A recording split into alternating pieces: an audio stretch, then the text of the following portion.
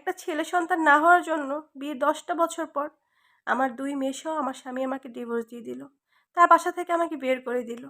হঠাৎ করে একদিন সে বাসায় এসে আমার হাতে ডিভোর্সের পেপার ধরিয়ে দিয়ে বলল, "তুমি এই ডিভোর্স পেপার সই করে তোমার 2 মেয়েসহ বাসা থেকে বেরিয়ে চলে যাও।" আমি আকাশ থেকে পড়লাম। আমার চারদিকে অন্ধকার হয়ে গেল। আমি বললাম, "কেন? কি হয়েছে?" সে আমাকে বলল, "তুমি তো আমাকে ছেলে সন্তান দিতে পারোনি। তাই তোমার সাথে আমি আর সংসার করতে চাই না।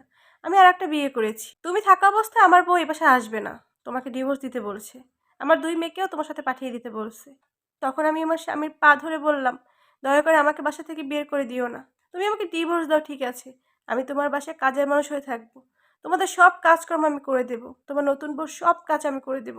তার কিচ্ছু করতে হবে না। শুধুমাত্র আমার মেয়ে 2টাকে এই বাসায় একটু ঠাঁই দাও। আমাকে একটু ঠাঁই দাও।" আমার স্বামী আমার কোনো কথা শুনল না। আমার ছোট্ট, ছোট্ট 2টা মেয়েসহ আমাকে বাসা থেকে বের করে দিল। আমি কোথায় যাব, কি করব কিছু বুঝে উঠতে পারছিলাম না। আমার বাবা-মা কেউ বেঁচে ছিল না। আমার বিয়ের 1 বছর পরই আমার বাবা-মা দুজনেই চলে গেছে এই পৃথিবী ছেড়ে। আমার স্বামীই আমার ছিল সবচাইতে আপন। আমার সাথে এমন করবে আমি এটা কখনো ভাবতে পারিনি। আমার যখন বিয়ে হয়েছিল তখন আমি খুব ছোট ছিলাম। আমার বয়স ছিল মাত্র 13 বছর। আমার স্বামী আমাকে রাস্তায় দেখে আমাকে পছন্দ করলো। আমার বাসায় বিয়ের প্রস্তাব দিতেই আমার বাবা রাজি হয়ে গেছিল। আমরা ছিলাম খুব গরিব ঘরের। আমার স্বামীর অবস্থা ছিল অনেক বিশাল। আমার বাবা এমন একটা প্রস্তাব পেয়ে সে আমাকে বিয়ে দিল। তখন আমার স্বামীর বয়স ছিল 33 বছর।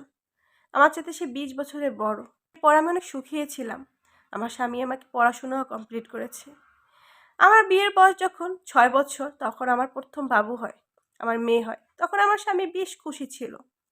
আমার শ্বশুর-শাশুড়ি কেউ নেই।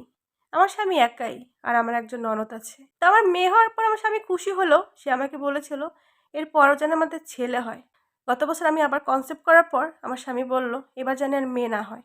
এবার মেয়ে হলে কিন্তু সে মেনে নিতে পারবে না। সে কিন্তু আমার সাথে সংসার করবে না। তার একটা ছেলে বাবুর প্রয়োজন।" আমি তখন দিনরাত আল্লাহর কাছে কান্নাকাটি করতাম, "আল্লাহ আমাকে একটা ছেলে সন্তান দিও।"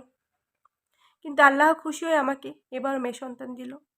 আমার মেয়েটা এখন খুবই ছোট। আমার বড় মেয়ের বয়স এখন 4 বছর। আমার ছোট মেয়ের বয়স মাত্র 6 মাস। এই অবস্থায় আমার স্বামী আমাকে ডিভোর্স দিয়ে দিল। আমি তখন আমার 2 মেয়েকে নিয়ে আমার একটা বান্ধবীর বাসায় উঠলাম। আমার রেজাল্ট খুবই ভালো ছিল। এসএসসি, অনার্স, মাস্টার্স সবটাই আমি খুব ভালো রেজাল্ট করেছি। তখন আমার বান্ধবী বলল, "তোর রেজাল্ট তো খুব ভালো। তুই তোর ভাইয়ের কোম্পানিতে একটা এপ্লাই করে দেখ। সেখানে লোক নিবে।" তো আমার বান্ধবীর হাজবেন্ডের কোম্পানিতে আমি চাকরির জন্য ট্রাই করলাম। তো আলহামদুলিল্লাহ আমার চাকরিটা হয়ে গেল। আমার চাকরি হয়ে যাবার পরই আমি বান্ধবীকে বলছিলাম যে আমি অন্য বাসায় নিব। আমি তো মোটামুটি ভালো স্যালারি পাচ্ছি। আমি বাসা নিয়েই আমি 2 মেয়েকে নিয়ে থাকতে পারবো। আমার বান্ধবী বলল, "তোর ছোট মেয়েটা অনেক ছোট। ও আরেকটু বড় হোক, তারপর না হয় তুই আলাদা বাসায় নিচ্ছি। আমার মেয়েদের জন্য দোয়া করবেন। ওরা যেন সুস্থ থাকে, খুব ভালো মানুষ হয়।" তো এটা আমার জীবনের কোনো কাহিনী না।